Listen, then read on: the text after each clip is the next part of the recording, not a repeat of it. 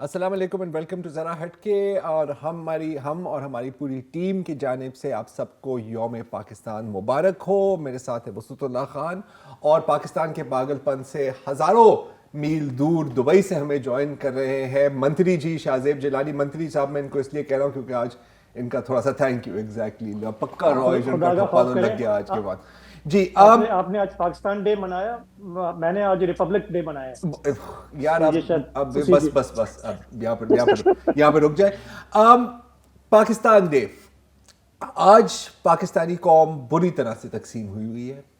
ہم دھڑوں میں بٹ گئے ہیں, کوئی کسی کی بات سننے کے لیے تیار نہیں ہے. کوئی ایک بات کرتا ہے تو دوسرا گلا کاٹنے کے لیے آ جاتا ہے.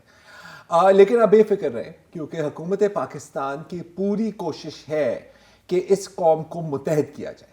جی ہاں, اور آج یہ کوشش کامیاب بھی ہوئی جب گورنمنٹ آف پاکستان کے آفیشیل ٹویٹر اکاؤنٹ سے ایک بڑے نئے انداز کا ملی نغمہ میں اور کیا ریلیز ہوا.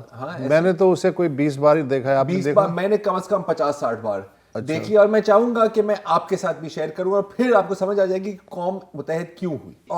اس کے بعد بڑا خرچہ ہوا. اس کے بعد چاہے آپ پی ڈی ایم کے سپورٹر ہوں, آپ عمران خان کے دیوانے ہوں, یا آپ خادم رضوی کے فین ہوں, یا آپ قوم پرست, یا آپ کوئی بھی ہوں, آپ کی کوئی پولیٹیکل افیلیشن نہ بھی ہو, سب نے مل کر اتنا کیا میں کہہ سکتا ہوں ذلیل کیا ہے, بینڈ بجایا ہے, کیا کہ چند گھنٹوں بعد حکومت پاکستان نے اس ویڈیو کو اپنی ٹویٹر ٹائم لائن سے واپس لے لیا ہے. تو ہم نے سوچا کہ یار اتنی ٹینشن ہے آج کل, تھوڑا سا کیوں نہ تھوڑی سی لائٹر موڈ پر کم از کم یہ ہے کہ اس بات پہ تو قوم متفق ہوئی نا. اس بات پر تو قوم ویڈیو نہ کھپے. جی شاہزیب آپ کچھ کہنا چاہ رہے تھے شاید.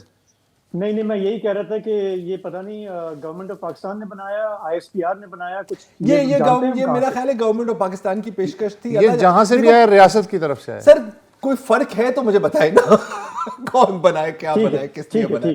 اینی وے چھوڑ دیں, اب سینسیٹیو باتیں ان پہ زیادہ نہیں غور کرنا چاہیے. آج آپ کو پتا ہے پہلا روزہ تھا, آج عدالتیں بھی بند تھیں, سیاستدان بھی قدرن خاموش رہے ہیں. تو آج قومی تعطیل بھی تھی, 23 مارچ کی تعطیل بھی تھی, and so on and so forth.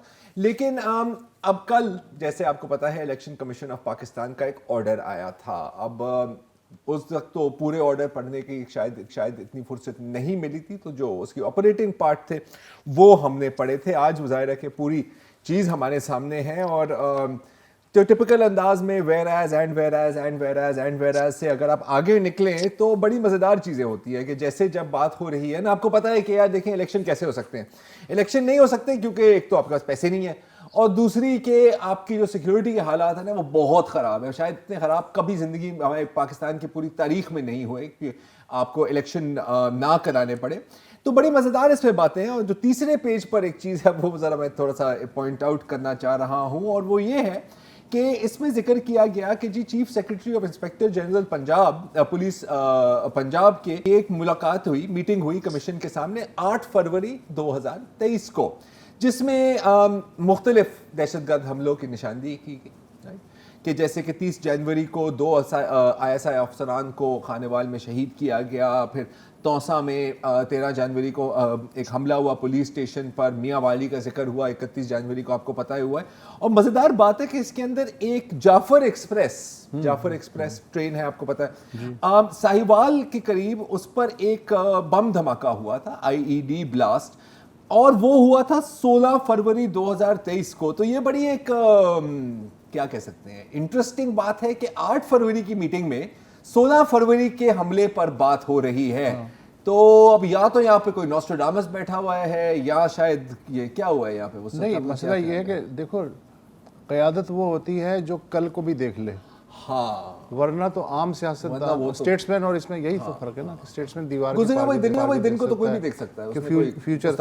اچھا, اور بھی انہوں نے بڑی مزیدار باتیں کی. آئی جی صاحب نے سمجھایا الیکشن کمیشن کو, اور الیکشن کمیشن کو سمجھ میں بھی آ گیا. واضح رہے کہ یہ فروری کی میٹنگ ہے, اب جو ہے اپریل شروع ہو جائے گا, کچھ ہی دنوں میں بس ہونے والا. تو کتنی اپڈیٹڈ ہے, بیچ کی جو صورتحال ہے وہ بدلی یا سٹیبل رہی, اس کا ہمیں کچھ نہیں پتا. تو انہوں نے یہ بھی ڈرایا یا انتباہ کیا کہ تھریٹ ہیں ٹیررزم کے لاہور پولیس لائنز, میاں والی بھکر اور ڈی جی خان کی پولیس لائنز کو اس کے علاوہ جو ہیں پچھلے 2 مہینے میں، پچھلے 2 مہینے سے مراد ہے دسمبر جنوری ہے جی، فروری کی بات ہے نا، پچھلے 2 مہینے میں 213 انسیڈنٹس جو ہیں دہشت گردی کے وہ روکے گئے ہیں لاہور، شیخوپورہ، ساہیوال، گجرانوالہ، ڈیرہ غازی خان اور راولپنڈی میں. اگر ہم نہ روکتے تو وہ ہو جاتے. اچھا، اسی طرح انہوں نے کہا ہے جی کہ ہمیں کم از کم 4 سے 5 مہینے جو ہیں وہ لگیں گے ٹیررسٹ ایکٹیویٹیز جو ہیں ان کی بیخ کرنے کے لیے، اور آپ کو چاہیے پولیس، اور تقریباً 3,68,000 پولیس والے چاہیے. تو یا تو اب ہم یہ ٹیررزم کو روک لیں یا پھر آپ کے جو الیکشن کی جو عیاشی ہے وہ مول لے لیں.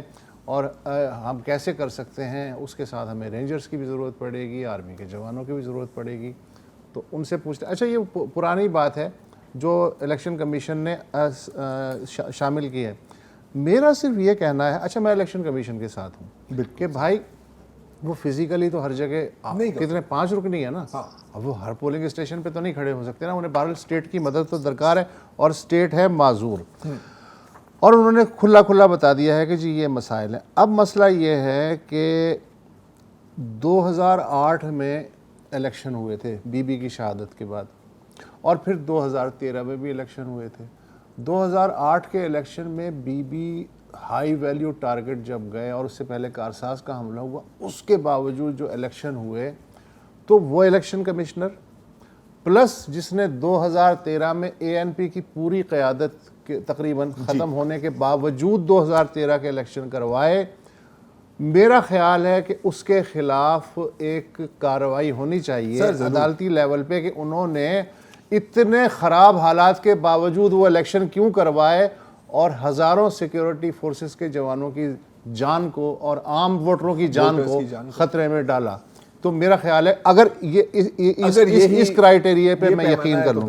اچھا، اچھی بات یہ ہے کہ یہ جو پڑھا میں نے، انہوں نے اعلان کیا 8 اکتوبر کو الیکشن ہو سکتے ہیں. ٹھیک ہے، تو 8 اکتوبر کے لگے ہاتھوں یہ ہے کہ چاروں صوبائی اسمبلیوں کے الیکشن بھی ہو جائیں گے اور قومی اسمبلی کے بھی ہو جائیں گے. اچھا، 8 اکتوبر کی ڈیٹ اس لیے دی گئی ہے کہ تب تک ریاست ٹیررزم پہ کنٹرول پا لے گی، کمر توڑ دے گی. ہاں، کمر توڑ دے گی.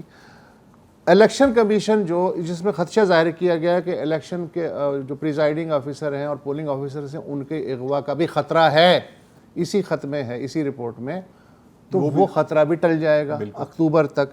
اس کے علاوہ پولیس لائنز پہ جو حملوں کا خدشہ ہے اکتوبر میں، وہ حملے بھی نہیں ہوں گے، اس لیے کہ جب ٹیررزم ہی ختم ہو جائے گا تو سب ختم ہو جائیں گے. اس کے بعد 3,68,000 پنجاب پولیس والے جو ہیں وہ فری ہو جائیں گے. تو 8 اکتوبر کو آپ الیکشن کروا لیں.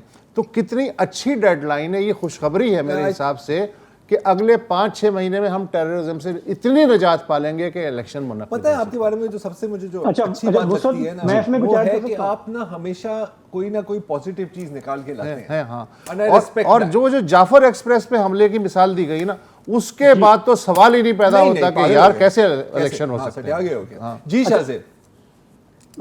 ذرا وسعت میں یہ کہہ رہا تھا کہ یہ جو سیکیورٹی کا جو ایشو ہے، بہانہ کہہ لیں یا جو ایکسکیوز کہہ لیں، جو بھی وہ ایک ایلیمنٹ ہے نا گورنمنٹ کی طرف سے. باقی ظاہر ہے کہ انہوں نے کہا جی پیسے بھی نہیں ہیں کیونکہ ہم 2 انتخابات نہیں کرا سکتے، ہمیں اسی دفعہ کرانا چاہیے، ہے نا. تو اچھا، اس کے علاوہ پھر انہوں نے کہا جی وہ سینسس کا بھی بڑا ایشو ہے، مردم شماری کا، وہ بھی انہوں نے کہا کہ جی کہ کاؤنسل آف کامن انٹرسٹ جو ہے وہاں سے اپرووڈ ہے، وہ بھی سب اگریڈ ہے، وہ بھی ہمیں کرنا ہے.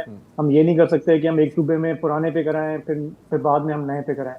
یہ ساری وہ وجوہات ہیں جو سمجھیں کہ جو گورنمنٹ کے ساتھ ہیں وہ اس کو مانتے ہیں کہ یہ پریکٹیکل ہے. جو خان صاحب کے ساتھ ہیں وہ کہتے ہیں یہ سب بہانے ہیں اور ہم نہیں مانتے. ٹھیک ہے نا، یہ تو اب ہم نے کل بھی ڈسکس کیا، ہم ابھی بھی ڈسکس کر رہے ہیں. ایک اور چیز جیسے وسعت نے بھی کہا کہ جی اکتوبر کا کیوں ہے، تو وہ بھی ہم جانتے ہیں کہ جی کہ جو 5 سال مدت ہے پارلیمنٹ کی، وہ جب پوری ہوگی تو اکتوبر میں ہی الیکشن ہونے تھے. اگر خان صاحب اصرار نہ کرتے پہلے کرانے کا تو اپنے ٹائم جو ہے وہ اکتوبر ہی تھا. لیکن ایک اور چیز بھی آج کل میں سامنے آئی ہے، میں بھی آج ڈیجیٹل کا میں ایک پیج دیکھ رہا تھا، انہوں نے بھی ایک انٹرسٹنگ چیز پوائنٹ آؤٹ کی ہے. جی، انہوں نے کہا کہ جی اکتوبر سے پہلے آتا ہے سپتمبر. جی، اور سپتمبر میں 2 امپورٹنٹ سمجھیں کہ ریٹائرمنٹس ہو رہی ہیں. ایک تو پریزیڈنٹ عارف الوی کا جو 5 سالہ ٹینیور ہے وہ ختم ہو رہا ہے 9 ستمبر کو، اور پھر 16 ستمبر کو جو ہے چیف جسٹس صاحب جو ہیں عمر بندیال صاحب वो भी उनका भी वो सुप्रीम कोर्ट से रुखसत होंगे और उनकी जगह लेंगे काजी फायज ईसा। अब ये चीज़ें ज़ाहिर है कि होनी तो अपने कॉन्स्टिट्यूशनल रूटीन में हैं, लेकिन हम जानते हैं कि इस वक्त जो मुल्क की डायनामिक्स हैं, जो हमें तफरीक नज़र आ रही है, उसमें इमरान खान का अगर इन्हिसार रहा है वो प्रेसिडेंट साहब पे रहा है, वो उनकी पार्टी के हैं, और दूसरा वो सुप्रीम कोर्ट की तरफ देखते हैं कि मुझे अगर रिलीफ मिलेगा या इंसाफ मिलेगा तो वहाँ से मिलेगा। सो ये भी एक पता नहीं कोइंसिडेंस है या इत्तेफाक है कि अगर अक्टूबर में इलेक्शन होना है, इलेक्शन में अगर अक्टूबर में होना है, और ये दो अहम जो आईनी ओहदे हैं, जो शख्सियात हैं, ये सितंबर में रिटायर हो रही हैं, तो गवर्नमेंट की वैसे जो अपनी जो दलाइल वो अपनी जगह पे, लेकिन हम आइंदा का जो सिनेरियो देख रहे हैं अगले 5-6 महीनों में, उसमें ये दो तब्दीलियां भी आ रही हैं जिसे हमें ध्यान में रखना जरूरी है कि ये भी जो है सिचुएशन का एक हिस्सा हो सकती है। नहीं बिल्कुल, मेरा ख्याल है कि मैं आपसे 100% इसमें एग्री करूंगा, और ये कोइंसिडेंस नहीं है, मेरा ख्याल है कि ये कैलकुलेटेड कोइंसिडेंस, चले आप ये कह सकते हैं, कैलकुलेटेड तो 100% है। मेरा ख्याल है कि इसमें भी ना हुकूमत या जो भी, अच्छा आइन तो बनता रहेगा ना, आइन की तो कोई मसला नहीं, दुनिया में आइन बनते हैं टूटते हैं, ये कैलकुलेशन प्रीवेल करनी चाहिए, आइन तो बनता है। लेकिन पता है मुझे इस कैलकुलेशन पर भी थोड़ा सा शक है, क्योंकि correct me if I am wrong Shahzeb, chief justice Bandial साहब के बाद आना है काजी फायज ईसा, जस्टिस काजी फायज ईसा जी, और जस्टिस काजी फायज ईसा के साथ जो किया गया था पिछले सालों में वो सब हमारे सामने है। एक बेबुनियाद रेफरेंस फाइल की गई थी, बाद में उसके ऊपर थोड़ी सी शर्मिंदगी का इजहार भी किया गया था, राइट। लेकिन मेरा नहीं ख्याल कि इसकी गारंटी, इसकी सिर्फ ये बात एक गारंटी है कि वो जो भी फैसला लेंगे वो पीटीआई और खान साहब के खिलाफ लेंगे, क्योंकि जहां तक मैं जानता हूँ, may B I hope I am not wrong, लेकिन मेरा ख्याल है कि वो ज्यादा प्रोसेस, प्रोसीजर और आइन को ही फॉलो करते हैं। अगेन ये आगे की बात हमारा है। शाहजेब एक वक्फा लेना है, वक्फे के बाद आप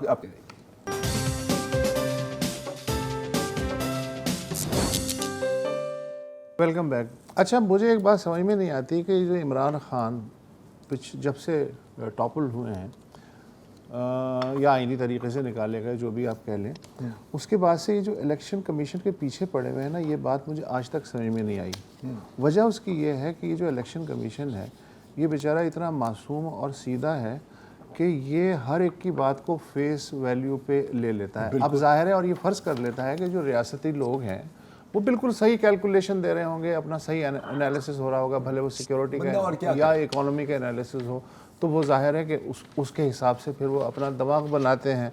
अब मसलन एक जो पॉइंट ये था कि क्यों इलेक्शन आगे किए गए, तो इलेक्शन कमीशन का ये जो आपके पास पुलंदा है उसमें एक पॉइंट ये है कि 9 मार्च को सेक्रेटरी फाइनेंस ने कमीशन को बताया कि आईएमएफ ने खसारे में कमी और मालियाती डिसिप्लिन के सिलसिले में जो टारगेट्स दिए हैं हुकूमत पाकिस्तान को, उन्हें पूरा करने के दौरान इतने पैसे नहीं हैं कि इलेक्शन कराए जा सकें। ठीक है, और पंजाब के जो चीफ सेक्रेटरी हैं उन्होंने भी ये बात एंडोर्स की और कहा कि जी आईएमएफ की शर्त ये है कि जो सूबे हैं उनके पास एक ख़ास तरह रकम जो है वो सरप्लस में रहनी चाहिए ताकि एमरजेंसी इवेंचुअलिटी में कुछ भी हो सकता है। तो हुकूमत पंजाब को आईएमएफ ने जो टारगेट दिया है वो 413 अरब रुपए का है कि इससे कम अगर हुआ सरप्लस तो हम उड़ा देंगे तुम्हें और फिर तुम देख लेना। तो लिहाजा हमारे पास इस इजाफी पैसे हैं ही नहीं, तो हम आपको कहाँ से दे दें, या हमने जो इंतज़ाम करना है उस पर हम लगा ही नहीं सकते। इसके बाद बिजनेस रिकॉर्ड, इलेक्शन कमीशन को चाहिए था कि आईएमएफ से रब्ता करता, भाई ये क्या हो रहा है, आप होते कौन है? लेकिन उन्होंने रब्ता नहीं किया। रब्ता किसने किया? बिजनेस रिकॉर्डर से मुंसलिक जो सीनियर सहाफ़ी हैं अली खिजर सर, उन्होंने रब्ता किया। आईएमएफ की जो रेजिडेंट नुमाइंदा बराए पाकिस्तान हैं एस्तर पेरेज रूस, उनसे पूछा कि जनाब ये आईएमएफ क्या हर चीज़ में मुदाखलत करेगा, अब क्या इलेक्शन में भी पंगेबाजी आईएमएफ करेगा, क्या मतलब है इस बात? पहले आप हमारे जौहरी हथियार के पीछे पड़े हुए थे, अब आप मतलब इलेक्शन तो के पीछे उन्होंने कहा कि भाई बात ये है कि आईएमएफ की ये पॉलिसी है और हम हमेशा ये ख्याल रखते हैं कि जो भी फिस्कल डिसिप्लिन है हम एडवाइस करते हैं, उसके बावजूद इतनी माली गुंजाइश आपके पास ज़रूर रहे कि आप अपनी आईनी जिम्मेदारियां पूरी तरीके से अदा कर सकें। इसका मतलब क्या है? इसका मतलब है कि यार तस्वीर दिखा दे ना, दिखा दे लेटर यार, अगर कोई बात नहीं मान रहा तो यार लेटर वेटर आया, ऐसा लेटर दिखा दो तो उसने यार, हाँ ये रहा लेटर, देख लें आप। कल से राणा साहब ने जो जवाजात दिए, आज जो इलेक्शन कमीशन का पुलंदा आया है, और अब जो IMF की कंट्री रिप्रेजेंटेटिव का जवाब है, सुभान अल्लाह, मजा आ रहा है यार। नहीं अब आप सोचिए मजा आ रहा कि जब उसको इस तरह के, और अली ने भी जब ये, मैं जानता हूँ अली को, ठीक है, उसने भी जब ये लिखा होगा ना, वो भी सोचना होगा कि यार क्या कुछ नहीं करना पड़ता है बंदे को। और आप सोचे कि जब IMF वाली को ये लेटर मिला, और उनको हजारों इस तरह के लेटर मिले, शी डिसाइडेड टू रिस्पॉन्ड, क्योंकि हुकूमत ही बार बार उनको इसके अंदर डाल रही है ना। अच्छा मजेदार, मैं आपको ये भी बात बताऊं कि आजकल IMF का काफी, वो कहते हैं ना कि तेजी का सीजन चल रहा था ना, मिस्र को भी आपने दी है फंडिंग, आपने श्रीलंका को भी बेल आउट किया है, मेरा ख्याल है कि शायद नेपाल को भी, नेपाल को भी दी, हाँ ना, नेपाल को भी कुछ दिया था, हम ही बाकी बच गए हैं, हमें वो जला रहे हैं, हमें जला रहे हैं। तो वो इतनी थक गई थी कि अभी अरीबा शायद जो है अभी रॉयटर्स के साथ है, प्रॉफिट मैगजीन के साथ होती थी, वो कह रही थी कि जी यार अभी कोई 3-4 दिन पहले उनसे जब बात हुई थी तो वो कह रही थी कि जी अब मैं थोड़ा सा अपने साथ टाइम गुजारना चाह रही हूँ। तो फैमिली के साथ टाइम गुजारते भी ये खत लिखना पड़ा आपको। इसका मतलब है कि जब तक मोहतरमा एस्थर हॉलीडे पे हैं तो पाकिस्तान को कर्जे की किस्त नहीं मिल रही। यार अब ये मुझे नहीं पता, हो सकता है कि वो ओके कर दे, या वो थम्स अप नहीं रिएक्शन देते व्हाट्सएप पर आजकल, हो सकता है डार साहब को मिल जाए। अगर नहीं यार शाहजेब ये बताओ, आखिरी चीज मैं सॉरी नोट करना चाह रहा हूँ क्योंकि ये काफी इंपॉर्टेंट है। अजहर मशवानी जो पिछली पंजाब हुकूमत के एक तो फोकल पर्सन भी थे, एंड आई बिलीव के तब अनऑफिशियल स्पोक्स पर्सन भी है, सोशल मीडिया भी देखते हैं, PTI के कारकुन रहे हैं। उनकी अहलिया के मुताबिक, अगर उनकी अहलिया की ट्वीट हम प्लीज़ स्क्रीन पर ले आएँ, मानूर अजहर के मुताबिक आज 2:51 दोपहर के वो ज़मान पाक गए थे अजहर मशवानी, और वहाँ से वो लापता हैं। इस वक्त पुलिस की तरफ से कोई बयान नहीं आया और हमें नहीं पता कि वो किधर हैं, किस हालत में हैं। अगर गिरफ्तार किए भी गए हैं, और इस तरह के हर केस में हमने जो बात की है हम एक बार फिर दोहराएंगे, अगर गिरफ्तार किया भी है गिरफ्तारी जाहिर की जाए, गिरफ्तारी जाहिर की जाए, अदरवाइज ये फिर एक इलीगल एक्स्ट्राजुडिशियल अबडक्शन की कैटेगरी में आती है। इतना ही कह सकते हैं, इससे आगे क्या कह सकते हैं जी? वो मैं ये जानना चाह रहा था कि ये जो स्क्रिप्ट बनाया है इलेक्शन मुलतवी करने के लिए, यार अगर किसी तुम्हारी नज़र में है कोई प्रोफेशनल स्क्रिप्ट राइटर, कम से कम हम कुछ तो रियासत की मदद करें यार इस सिलसिले में। हाँ शाहजेब, मतलब क्या हम उन्हें बेहतर जवाब फराहम करके दें, बेहतर ड्राफ्ट नहीं करके दें? कोई बंदा मेरा तुम्हारी ख्याल है नज़र में है जो अच्छा स्क्रिप्ट लिख सके, मैं उसकी बात कर रहा हूँ। नहीं, मेरा ख्याल है स्क्रिप्ट चेंज होना चाहिए सर, ये तो काफी घिस गया स्क्रिप्ट जो है ना। ये तो सिर्फ हमारी गवर्नमेंट चेंज होती है, किरदार चेंज होते हैं, वही SOP सब हम देख रहे हैं, निसाब नहीं बदलता, स्क्रिप्ट नहीं बदल रहा। और अगर इस फिल्म ने हिट होना है तो स्क्रिप्ट बदलना पड़ेगा, वरना तो ये फिल्म पिट चुकी है। नहीं तो फिर वो उस तरह के वीडियोस दोबारा बार बार आते रहेंगे। मैं इसलिए कह रहा हूँ कि आज पंजाब के वजीर इत्तलात हैं, उन्होंने एक जुमला दिया, जुगत लगाई। उन्होंने कहा ये जो खान साहब कह रहे हैं ना कि मुझे वहाँ नामालूम अफराद कत्ल करना चाहते थे, मुझे यहाँ ख़तरा है और मुझे कल जो है कत्ल कर दिया जाएगा, किसी अच्छे फिल्मी स्क्रिप्ट राइटर से स्क्रिप्ट लिखवा लें। तो भाई यही डेफिशिएंसी हुकूमत के पास भी है कि इलेक्शन मुलतवी कराने का जो स्क्रिप्ट है वो भी उसी स्क्रिप्ट राइटर को दे दें जो स्क्रिप्ट राइटर खान साहब के लिए भी एक अच्छी फिल्म लिखते हैं। हाँ, मतलब एक टिकट में 2 मजे, एक भी, और बचत भी होगी, आजकल पैसे भी नहीं है, मईशत कमज़ोर है, वक्फा ले लीजिए। प्रोग्राम में वापस खुश आमदीद। अपनी सहाफ़ती ज़िंदगी में ज़रार ने, वसत ने, हमने तरह तरह की स्टोरी कवर की हैं। बिलाशुबा उसमें 11 सितंबर के जो वाक़यात थे, अफ़गानिस्तान पे हमला था, वो एक बहुत बड़ी स्टोरी रही जिसे हम कई साल चेज़ करते रहे। लेकिन उसके बाद अगर कोई एक बड़ी स्टोरी जो मेरे लिए थी वो इराक़ पर हमला था, जिसे इस हफ्ते 20 साल पूरे हो गए हैं। जिस वक्त ये जंग चल रही थी, मैं BBC में था, हम उसे रोज़ बरोज़, हफ्ता ब हफ्ता, हर महीने लंबे अरसे तक हम उसको कवर करते रहे। और उस वक्त ज़ाहिर है कि आप कोशिश करते हैं कि स्नैपशॉट आप दे रहे होते हैं, हालात और वाक़यात का बैलेंस भी दे रहे होते हैं। लेकिन जब 20 साल गुजर गए उसको, तो अब हम जब पीछे मुड़कर देखते हैं तो हमें लगता है कि तारीख़ ने बहुत सारी चीज़ें हमारे लिए वाज़े कर दी हैं। प्रोग्राम के इस हिस्से में हम इराक़ जंग के हवाले से एक तफसीली जायज़ा लेंगे, ये देखेंगे कि किन हालात में ये जंग शुरू की गई, اس کے بعد عراق میں کیا کچھ ہوتا رہا، عراقیوں نے اس کی کیا قیمت ادا کی، اور پھر یہ کہ 20 سال کے بعد آج خطے کے لیے، ہمارے لیے اس کی کیا امپلیکیشنز ہیں۔ وسعت جو ہیں وہ عراق گئے تھے BBC کے لیے کور کرنے کے لیے، ان سے بھی جو ان کے مشاہدات ہیں وہ بھی لیں گے، زرار کی بھی اس پہ کافی ریسرچ ہے وہ بھی سنیں گے۔ لیکن میں آپ کو یاد دلانا چاہتا ہوں کہ 20 سال پہلے جب یہ فیصلہ ہوا کہ عراق پر حملہ کرنا ہے، تو اس وقت امریکہ کے لیے ایک بہت گڈ ول تھی دنیا میں، کیونکہ وہ 11 ستمبر کے حملوں سے کو بھگت چکا تھا، اور ایک پورا انٹرنیشنل الائنس تھا، پوری دنیا نے اس کا ساتھ دیا جب افغانستان پہ حملہ ہوا۔ لیکن پھر صرف 18 ماہ کے اندر جارج بش نے اور ٹونی بلیئر نے، جو اس وقت وزیر اعظم تھے برطانیہ کے، ان دونوں نے طے کر لیا کہ یہ جنگ ہونی ہے۔ اس جنگ کو غیر قانونی اس لیے کہا جاتا ہے کہ سلامتی کونسل نے اسے انڈورس نہیں کیا، اس سے انکار کیا، جس کے بعد ان دونوں حضرات نے جو پچھلے ریزولوشنز تھے ان کو ری انٹرپریٹ کیا، اور انہوں نے ایک جواز پورا بنایا، ایک پورا کیس بنایا کہ ہمیں عراق پر چڑھائی کیوں کرنی ہے۔ یہ جنگ جو ہے یہ 2003 میں شروع ہوئی اور 2014 تک چلتی رہی۔ ان 11 برسوں میں ہم نے دیکھا کہ وہاں کیا کچھ ہوتا رہا۔ مجھے آج اس بات سے اختلاف ہے کہ ہم اس کو جنگ کہیں، کیونکہ یہ دو ایسے ممالک کے درمیان لڑائی نہیں تھی جو برابر ہوں یا ایک دوسرے کو دھمکیاں دے رہے ہوں۔ یہ کھلی ایک جارحیت تھی، یہ کھلی ایک پیش قدمی تھی، بالکل اسی طرح جس طرح روس نے اب یوکرین پہ کیا ہوا ہے۔ لیکن اس زمانے میں ہمیں یاد ہے کہ بہت بڑا جو ایک کیس بنایا امریکہ نے، وہ یہ تھا کہ صدام حسین اور القاعدہ کے تانے بانے ہیں۔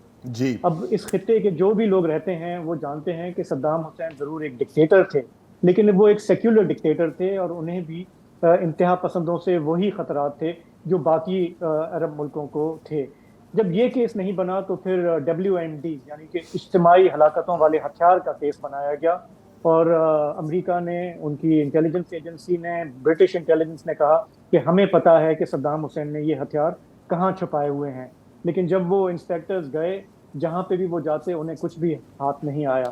اس کے باوجود بھی امریکہ نے اور برطانیہ نے مل کر چڑھائی کی عراق پہ، اور بجائے اس کے کہ القاعدہ سے وہ نمٹتے، ہم نے دیکھا کہ اس کے بعد وہاں پہ داعش کھل کر ابھری، اور پھر انہوں نے جو انسانیت سوز مظالم وہاں پہ کمٹ کیے، قتل عام کیا، خواتین کا ریپ کیا، ٹارچر کیا، اس سے القاعدہ کے جو مظالم تھے وہ لوگ بھول گئے۔ جی اس سارے معاملے میں عراقیوں جو ہے وہ کس طرح سے پستے رہے، وہاں پہ کیا کچھ ہوتا رہا، وہاں پہ جو تیل کے ذخائر تھے اس کے حوالے سے کیا انٹرسٹ تھے، وہاں پہ ڈیتھ اسکواڈز تھیں، بلیک واٹر نے کیا کیا، یہ سب ایک تاریخ کا حصہ ہے۔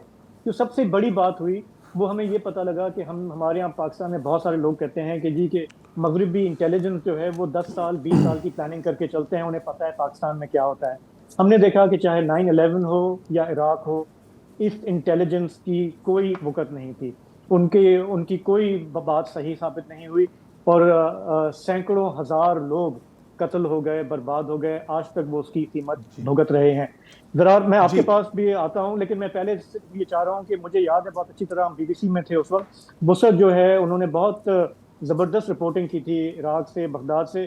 وسعت اگر آپ کچھ شیئر کریں اس حوالے سے کہ آپ نے جب وہاں گئے تو آپ نے کیا دیکھا امیڈیٹ آفٹر مارک میں۔ بیسیکلی یہ 10 اپریل کو صدام حسین کا جو مجسمہ تھا، وہ جو مرکزی اسکوائر ہے بغداد میں، وہ جب گرا ہے تو اس کے دوسرے دن میں وہاں بغداد پہنچا تھا۔ وہاں میں نے یہ دیکھا کہ جو بھی آبادی ہے، جتنے بھی لاکھ تھی کیپٹل کی، مجھے ایسا محسوس ہوا جیسے سائے چل رہے ہیں نا، کوئی کسی سے بات نہیں کر رہا، زندہ لاشیں، ہر چیز، کھانا بھی کھایا جا رہا ہے، ریسٹورنٹ بھی کھلے ہوئے ہیں، لوگ گھوم بھی رہے ہیں، دیکھ بھی رہے ہیں، کوئی کسی سے بات نہیں کر رہا ہے۔ اچھا مجھے ایسا لگا یہ بلینک ہے، یہ نہ خوفزدہ ہیں، نہ خوش ہیں، نہ سنجیدہ ہیں، جیسے ایک زومبیز والی جو صورتحال ہوتی ہے، ہاں زندہ لاشیں۔ اور پھر یہ ہے کہ جس سے بات کرتے وہ اس بات کو بائی کرنے کو تیار ہی نہیں تھے کہ صدام حسین چلا گیا ہے، یعنی 1 مہینے بعد بھی اتنا زیادہ اس کا انٹرنس تھا۔ اچھا ان کو یہ بھی نہیں پتا تھا کہ امریکنز کیوں آئے ہیں، ان کا ایجنڈا کیا ہے، میں عام عراقی کی بات کر رہا ہوں، اور یہ کہاں تک رہیں گے۔ اچھا کوئی جو ہے حکومت نہیں تھی، سب پورا سسٹم آرگینکلی چل رہا تھا۔ مثلا میں ایک گیا مینٹل ہاسپٹل میں، وہاں فرار ہو گئے تھے, بہت سارے جو پیشنٹ تھے وہ فرار ہو گئے تھے, ڈاکٹرز وغیرہ موجود تھے. ان ڈاکٹر سے میں نے انٹرویو لیا, تو چلتے چلتے وہ جو انسٹیٹیوٹ کا ہیڈ تھا, میری آنکھ مطلب میں نے بڑی مشکل سے اپنے آنسو ضبط کیے. اس نے کہا یار بات یہ ہے کہ ہمیں کوئی 3 مہینے سے کسی کو ایک پیسہ سیلری نہیں ملی ہے, تو آپ کے پاس کچھ ڈالرز ہیں؟ یہ اس انسٹیٹیوٹ کا جو ہیڈ ہے وہ یہ کہہ رہا ہے. پھر میں بغداد میوزک اسکول گیا تو وہاں سارے لوٹ مار ہو چکی تھی, عجائب خانے لٹ چکے تھے. تو وہ ایک میوزک ٹیچر ملا, وہ تب بھی لگا ہوا تھا. جو بھی 3-4 بچے آ رہے تھے ان کو اس میں بھی اسے پتا تھا اس کو سیلری نہیں ملے گی, اسے پتا تھا سارے انسٹرومنٹ ٹوٹ چکے ہیں, نہ پرنسپل کوئی اسٹرکچر نہیں تھا, لیکن وہ اپنی کلاس دے رہا تھا. تو اس طرح کی چھوٹی چھوٹی چیزیں دیکھی. میں یہ کہنا یہ ایک بریک لے لوں, اور میں اصل میں انٹرسٹڈ ہوں یہ بتانے میں کہ کیا اس سے کسی کو کچھ حاصل ہوا. ہاں لیکن پہلے تھوڑا سا یہ بھی اس پر بھی نظر ڈالنی چاہیے کہ کیا کیا گیا تھا. وقفہ لے لیں.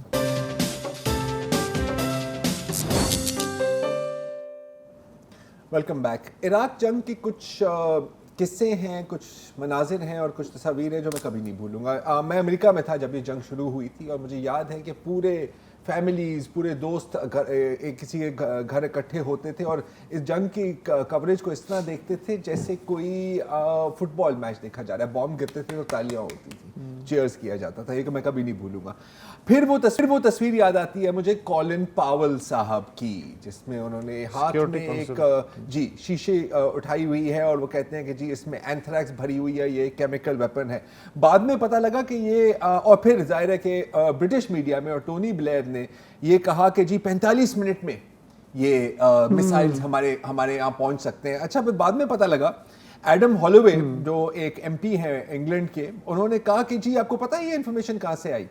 کچھ MI6 کے لوگوں نے ایک عراق کے ٹیکسی ڈرائیور سے بات کی جس نے کہا کہ جی پچھلے روز 2 عراقی جرنیل میری گاڑی میں تھے اور وہ کہہ رہے تھے کہ ہمارے پاس اس طرح کے ہتھیار ہیں.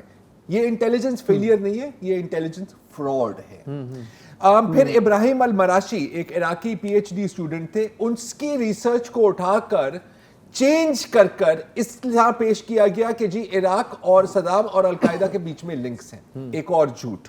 پھر مجھے یاد آتے ہیں ابو غریب تو ہم کبھی نہیں بھول سکتے نا, اور اس میں ایک تصویر ہے ایک عراقی شخص کی قیدی, یہ آپ دیکھ سکتے ہیں, جس کو ایک ڈبے کے اوپر کھڑا کرایا گیا ہے اور اس کو الیکٹرک شاکس دیے ہوئے. حال میں الجزیرہ نے اس کا انٹرویو کیا.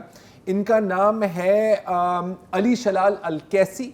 ابھی بھی ان کا جو ہاتھ ہے وہ نہیں چلتا. وہ کہتے ہیں کہ جی مجھے اس کے اوپر کھڑا کیا گیا تھا, مجھے الیکٹریکل شاک دیے گئے تھے, میں نے اپنی زبان کاٹ دی, میں نے لگ رہا تھا کہ میری آنکھیں نکلنے لگی اور میرے ماسک کے اندر سے خون نکلنے لگا. وہ یہ بھی آپ کو ہمیں بتاتے ہیں کہ ایک پوری ونگ تھی جس میں صرف خواتین کو رکھا گیا تھا ابو غریب میں.